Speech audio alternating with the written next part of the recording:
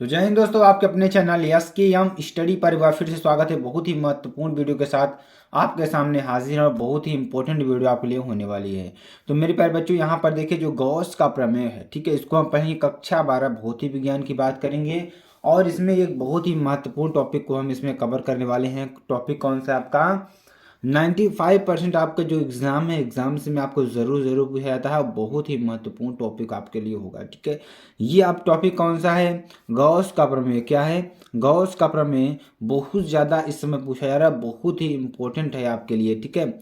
और यहाँ पर अगर हम बात करें गॉसियस थ्योरम की, तो गॉसियस थ्योरम क्या होता है उसके बारे में चर्चा करेंगे। और इसमें जितने भी क्वेश्चंस पूछे जा रहे हैं, सारे क्वेश्चंस को भी यहाँ पर डिस्कस करने वाले। देखिए क्वेश्चन क्या पूछा जाता है।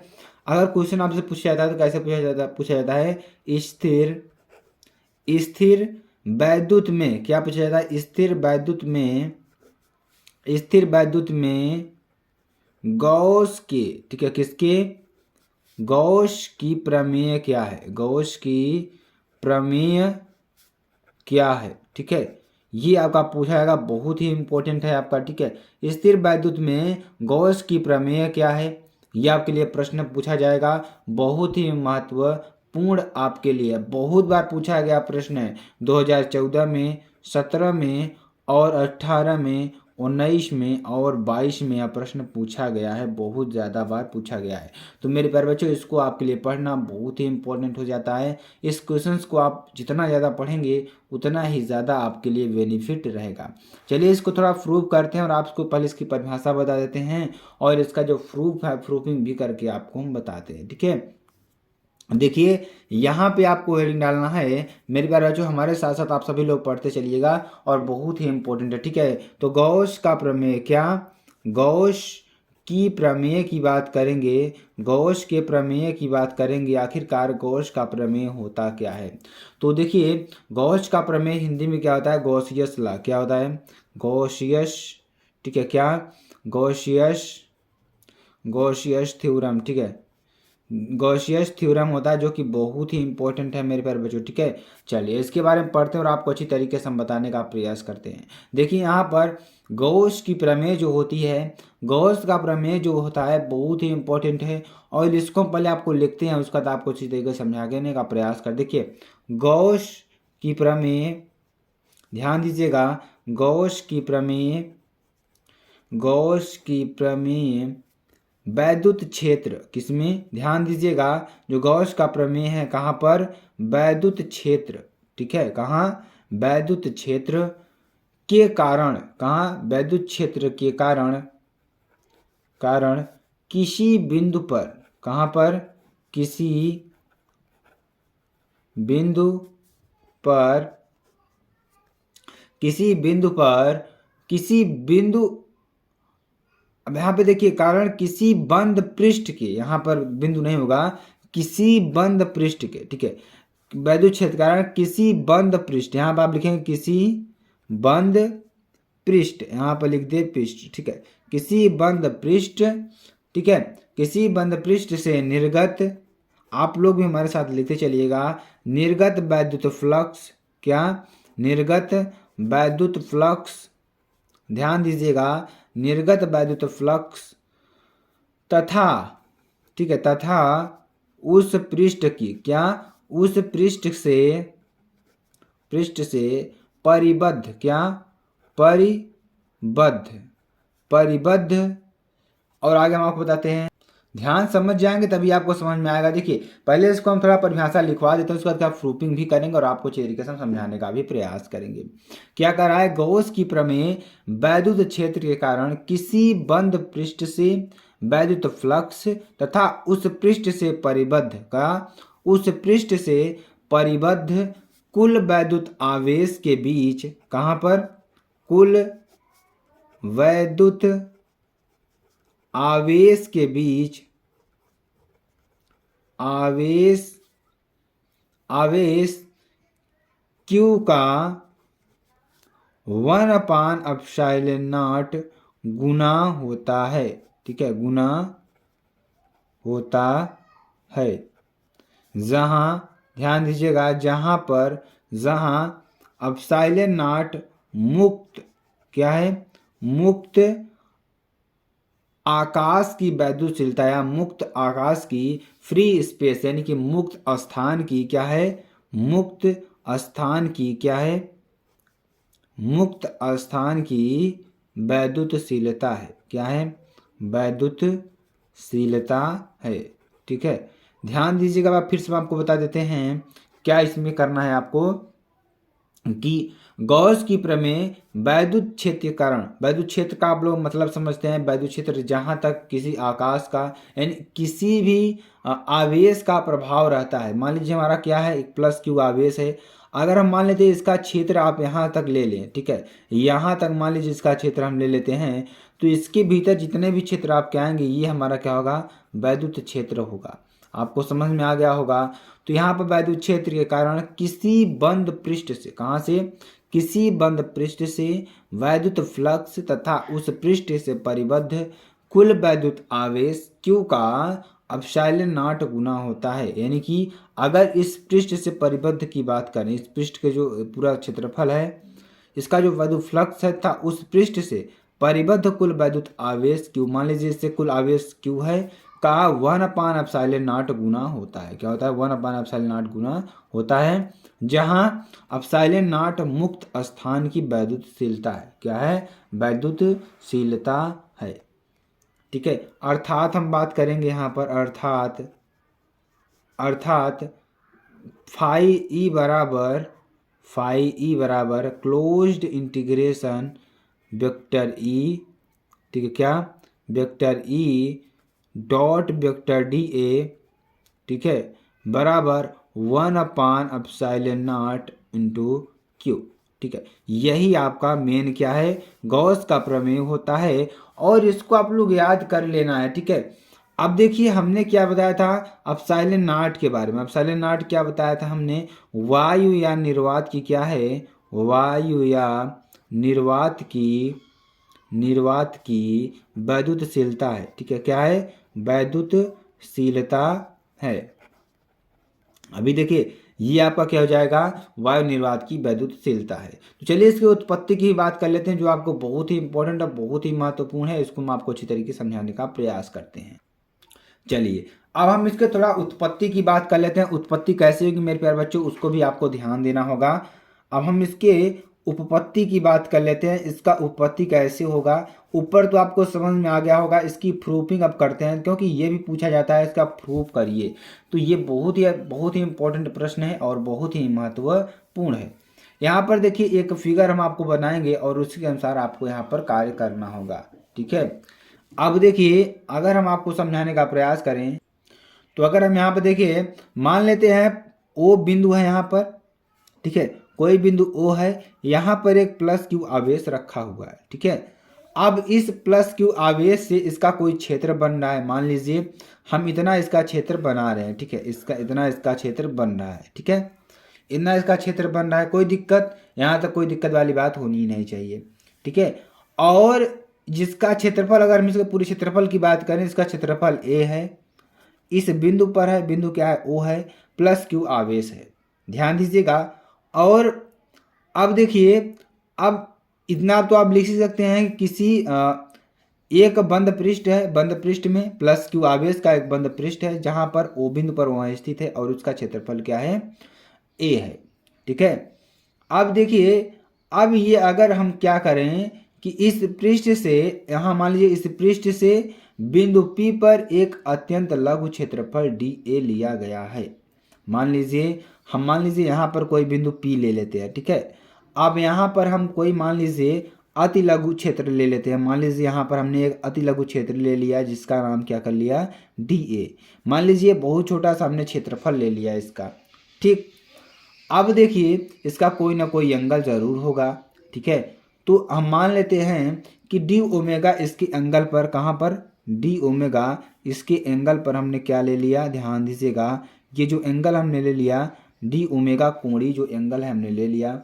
उसके बाद इसका क्षेत्रफल हमने A मान लिया। ठीक है, मान लीजिए ये हमारा बिंदु P क्या है, P है, बिंदु P पर हमने क्षेत्रफल क्या लिया, dA क्षेत्रफल ले लिया। ठीक है, इतना आपको समझ में आया। अब ये हमारा पूरा क्षेत्रफल है। ठीक है, पूरा क्या है, क्षेत्रफल है। अब इसमें आपको दो वेक्टर बनाना है, एक लंबवत एक ऊर्ध्वाधर। मान लीजिए सीधे जाएंगे, इसकी वैद्युत क्षेत्र की तीव्रता यहाँ से निकल जाएगी, ठीक है। और अगर हम बात करें इससे, तो इससे थीटा कोणी पर हम क्या कर देते हैं, एक डी ए वेक्टर लगा देते हैं, ठीक है। डी ए वेक्टर लगाएंगे जो कि यन होगा यहाँ पर, ठीक है, और ये वेक्टर ई होगा हमारा। तो ये इतना आपको समझ में आ गया होगा, ये थीटा एंगल हमने यहाँ पर ले लिया, ठीक है। तो इतनी सारी चीज़ें आपको समझ में आ गई होंगी। देखिए इसमें क्या क्या किया गया उसके बारे में आपको बताते हैं। देखिए दर्शाए गए, आपको ऐसे ही लिखना है, उत्पत्ति में क्या लिखना है, दर्शाए गए चित्र में, इतना आपको लिख देना है, दर्शाए गए चित्र में। आप लोग हमारे साथ लिखते चलेंगे तभी आपको समझ में आएगा। दर्शाए गए चित्र में एक बंद पृष्ठ दर्शाया गया है। क्या दर्शाया गया है, एक बंद पृष्ठ दर्शाया गया है। क्या दर्शाया गया है, जिसका क्षेत्रफल, अगर हम बात करें मेरे प्यारे बच्चों, जिसका क्षेत्रफल आप सभी लोग बताइए, जिसका क्षेत्रफल क्या है, ए है। क्या है, जिसका क्षेत्रफल ए है। तो देखिए प्रूफिंग होता है, थोड़ा टाइम लेता है, लेकिन समझाना भी बहुत ही जरूरी है। अब देखिए इस बंद पृष्ठ से क्या लेंगे, इस बंद पृष्ठ, अब इस बंद पृष्ठ में क्या लिखेंगे, इस बंद पृष्ठ में हमने क्या किया, इस बंद पृष्ठ में हम क्या करेंगे, किसी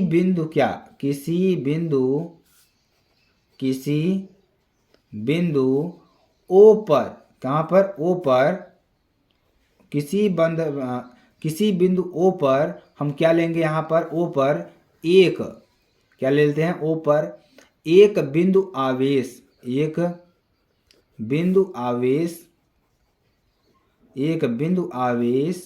हम क्या ले लेते हैं, प्लस क्यू रखा है। क्या, एक बिंदु आवेश प्लस क्यू रखा है, ठीक है। इस प्रकार बंद पृष्ठ, क्या, इस प्रकार बंद पृष्ठ प्लस क्यू, देखिए इसमें हमने क्या रखा था, इस बंद पृष्ठ पर बिंदु ओ है, जहां पर क्या रखा है, एक बिंदु आवेश प्लस क्यू रखा है। इस बंद पृष्ठ की, ठीक है, इस पृष्ठ के बिंदु P पर, बंद पृष्ठ के बिंदु P पर एक अत्यंत, ठीक है, एक अत्यंत लघु क्षेत्रफल, क्या, लघु क्षेत्रफल, ध्यान दीजिएगा, लघु क्षेत्रफल डी ए लिया गया है, ठीक है, डी ए लिया गया है, ठीक है। इस बिंदु P की O से दूरी R है। क्या है, R है, ठीक है। तो ध्यान दीजिएगा, बंद पृष्ठ के बिंदु P पर एक अत्यंत लघु क्षेत्रफल dA लिया गया है। इस बिंदु P की O से दूरी क्या है, R है। क्या है, R है। ध्यान दीजिएगा, अगर हम इसकी दूरी की बात करते हैं, क्या है, R है, ठीक है। क्या है, R दूरी पर लिया गया है। अब देखिए इस लघु क्षेत्रफल, ध्यान दीजिएगा, इस लघु क्षेत्रफल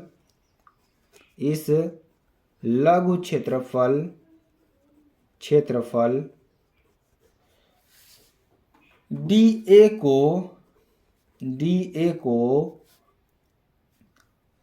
को इस पर खींचे गए, ध्यान दीजिएगा, खींचे गए अभिलंब, क्या, अभिलंब पीएन की दिशा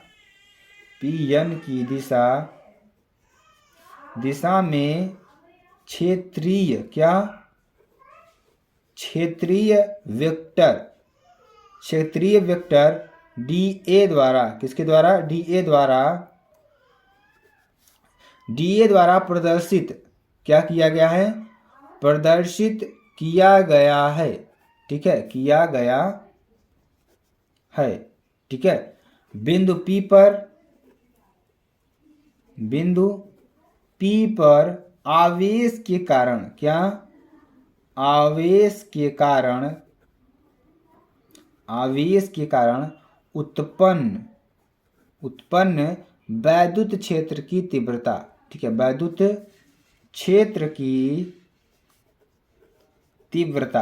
अब ध्यान दीजिएगा, आपको कही जाना है, यहाँ देखिए हमने क्या लिखा कि इस लघु क्षेत्रफल डी ए को, मान लीजिए दो हमने लघु क्षेत्रफल यहाँ पर डी ए लिया है। ठीक है, इस लघु क्षेत्रफल डी ए को इस पर खींचे गए अभिलंब पीएन की दिशा में क्षेत्रीय वेक्टर डी ए द्वारा प्रदर्शित किया गया है। बिंदु पी पर आवेश के कारण उत्पन्न वैद्युत क्षेत्र की तीव्रता। तो उत्पन्न वैद्युत क्षेत्र की तीव्रता क्या हो जाएगी, ध्यान दीजिएगा, ई बराबर क्या हो जाएगी, ई बराबर हो जाएगा 1/4 पाई एप्सिलॉन नॉट, ठीक है, क्यू अपान आर स्क्वायर। ठीक है, क्या हो जाएगा, क्यू अपान आर स्क्वायर। अब यहाँ से अगर हम बात करें तो वेक्टर ई बराबर क्या हो जाएगा, ध्यान दीजिएगा, वेक्टर ई बराबर, वेक्टर ई की दिशा ओ से पी की ओर होगी। ठीक है, जो हमने यहाँ पर ध्यान दीजिएगा, जो हमने यहाँ पर देखिए ई लिया है, इसकी जो दिशा है ओ से पी की ओर होगी। ठीक है, ओ से पी की ओर होगी। तो ध्यान दीजिएगा, जो कि बहुत ही इंपॉर्टेंट है आपके लिए, एक महत्वपूर्ण चीज हम आपको बताएंगे यहाँ पर, क्षेत्रफल डी ए क्या दिखेंगे यहाँ पे, क्षेत्रफल डी ए से निर्गत, क्या डी ए से निर्गत क्या लिखेंगे, निर्गत वैद्युत फ्लक्स, क्या लिखेंगे, वैद्युत फ्लक्स। ठीक है, वैद्युत फ्लक्स डी फाई ई। ठीक है, डी फाई ई बराबर क्या हो जाएगा, vector E dot vector A. ठीक है, ये हो जाएगा, बहुत ही महत्वपूर्ण है। अथवा यहाँ पर एक चीज़ और लिख सकते हैं, क्या लिख सकते हैं हम, अथवा में क्या लिख सकते हैं, डी फाई ई बराबर क्या लिखेंगे, E D A cos theta. ठीक है, क्या लिखेंगे, E D A cos theta लिखने वाले हैं। ठीक है, तो ये बहुत ही महत्वपूर्ण टॉपिक आपके लिए। चलिए आगे आपको बताते हैं। जहां अगर हम बात करें थीटा की, तो थीटा क्या हो जाएगा, थीटा वेक्टर ई, क्या वेक्टर ई तथा डी ए। ठीक है, डी ए के बीच कोण क्या है, बीच कोण है। ठीक है, थीटा क्या हो जाएगा यहाँ पर, वेक्टर ई तथा वेक्टर डी ए के बीच का क्या कोण है। ठीक है, अब देखिए ध्यान दीजिएगा, अगर हम इसको समीकरण नंबर 1 मान लें, इसको समीकरण नंबर 2 मान लें। ठीक है, तो देखिए क्या करने वाले हैं हम, समीकरण क्या लिखेंगे, समीकरण, ध्यान दीजिएगा, समीकरण 1 से ई का मान, किसका, ई का मान समीकरण 2 में रखने पर, ठीक है, 2 में रखने पर देखिए ध्यान से क्या हो जाएगा, यहाँ पर डी फाई ई बराबर क्या हो जाएगा, ध्यान दीजिएगा, 1/4 पाई एप्सिलॉन नॉट। समीकरण नंबर हमारे यही था, तो हम क्या रखेंगे, यहाँ से ई का मान रखेंगे। तो समीकरण नंबर 1 से ई का मान समीकरण नंबर 2 में रखेंगे। तो यहाँ पर हम क्या रखेंगे, ई का मान रखेंगे, तो ई का मान यहाँ पर रखेंगे, उसके बाद सारी चीज़ें इसी लिख देंगे। तो क्या हो जाएगा, q upon r square into क्या हो जाएगा यहाँ से, d A into cos theta. ठीक है, ये हो जाएगा, या बराबर में क्या लिख सकते हैं, q upon 4 pi epsilon naught, q upon 4 pi epsilon naught into d A cos theta upon r square. ठीक है, ये आपका हो जाएगा। चलिए आगे आपको बताते हैं। आगे देखिए, परंतु क्या हो जाएगा, परंतु डी ए कॉस थीटा, क्या d A cos theta upon r square क्या हो जाएगा, क्षेत्रफल, क्या देखिए, क्षेत्रफल डी ए द्वारा बिंदु ओ पर अंतरित, क्या अंतरित घन कोण है, क्या है, अंतरित घन। चलिए आगे देखिए, यहाँ पर देखिए बिंदु ओ पर, क्या बिंदु ओ पर अंतरित जो हमारा क्या है, अंतरित घन